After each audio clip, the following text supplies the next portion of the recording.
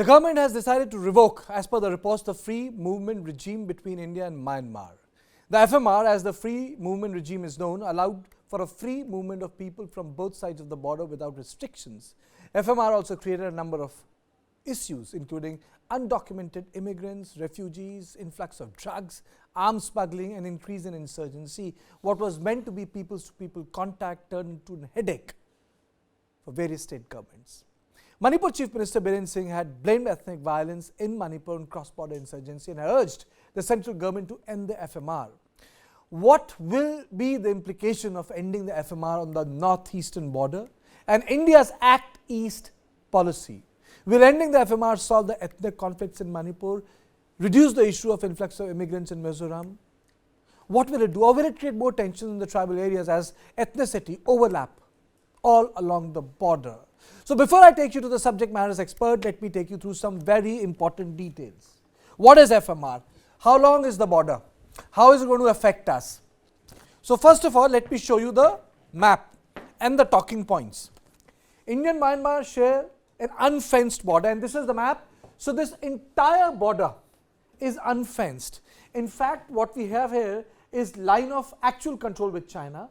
This is the Myanmar border. So this whole area is LAC. Myanmar starts from here. So this entire border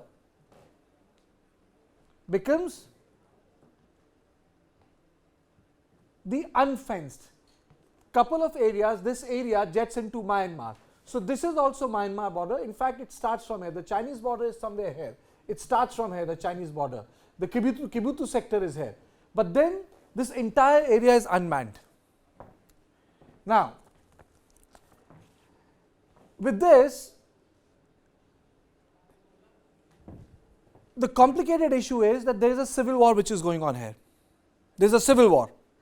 And because of civil war, you have immigration here, you have refugees coming here, and all these areas, even Lushai Hills, as we know, Chinkuki areas, they overlap. So, you know, there are intermarriages. And that is one issue which is stoking a lot of violence in Manipur, because people feel that, you know, as an ethnicity, you can't change the demographic profile. Because ultimately, when India became independent, the majorities were there. So today, if those majorities have become contested minorities, then it is a real issue. That's one. Let's play the other map. Yes. So this border is unfenced. It's like this. You can just cross over. I have done that. You can cross over, you can take one permit, you can go to Myanmar, you can have your food there. It's 1,643 kilometers long. It's not a small land. Arunachal, Nagaland, Manipur, Mizoram. It's huge, mountainous. Citizens on the both sides share ethnic ties.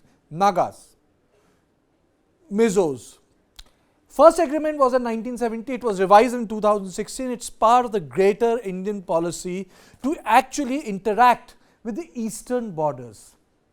It's easier for them to go to Chittagong Bazaar than go to Calcutta port. But then the influx started. So the whole desire to integrate people in the eastern sector, which is an Act East Asia policy, is now in danger because of the problems in Myanmar.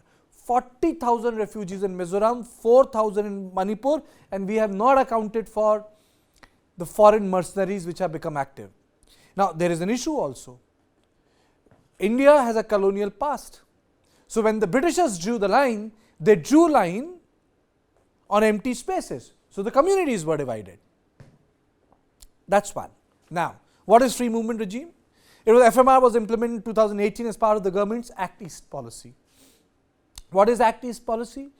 Integrate India with the entire eastern border, BIMSTEC, Laos, Cambodia, Thailand, Burma, which is Myanmar. Allow the road transport. Now, you could just travel 16 kilometers, as I was saying. Just pass, go, shop, come back, stay there for 2 weeks. But now, it will not be possible. With this, residents could cross over a border with using the border pass with a year's validity. Imagine, you don't need to go to urban center to get your visa. You have a border pass. Only thing you need to do is just speak to the border guard. He gets you the pass and you go. And there is no checking also. I have covered that, at least the More part. It's very difficult. You just cross and then you have expat populations. You have Tamils who during the time of World War II were used by the colonial powers to fight in various theatres. They have settled there. Now, Assam Rifle is responsible for guarding the border. FMR facilitates people-to-people contact, trade and business. We have an important Kaladan project. Important. Now, Kaladan project is very important to us. It was as important as Chabahar. But what is happening? Illegal immigrants. You have Rohingya colonies in Jammu. Arms and drug smuggling along the border. Refugee influx after military coup in Myanmar. Insurgent groups evade the law and flee to Myanmar. This is one big issue. You have a problem in Myanmar, you go to India. Even the army who is fighting the insurgents there, they come to India to save their own life. Then we have to drop them back there. Now, what is the impact of it? The impact of it is ethnic issue, demographic issue, tension, violence. This was suspended during COVID, and Biren Singh had been talking about it openly, that this needs to be revisited, relooked. He said this in September 2023, and it has been reported in various newspapers also. Now, Manipur CM has blamed FMR for ethnic clashes because he feels that people have been able to easily cross into Manipur, cause mayhem, and leave. Now, smart fencing. Now, the idea of smart fencing and what it is, I will not today go into the detail because the geostrategic issue is far more important. But smart fencing is that you don't fence the entire border. You fence where you think that the infiltration will happen. So that is called smart fencing. It's not like you draw a line like this. It's not Pakistan border. It's smart fencing. Surveillance, fenced ravines, the plain areas, intensely patrolled mountains.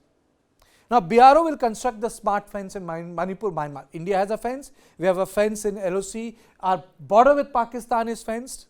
The drone survey is complete, but the issue is that the Mizoram is not, despite the pilot project and the biometrics being done, it's not letting the other refugees who are there, their biometrics to be completed. So now this is broadly the big picture.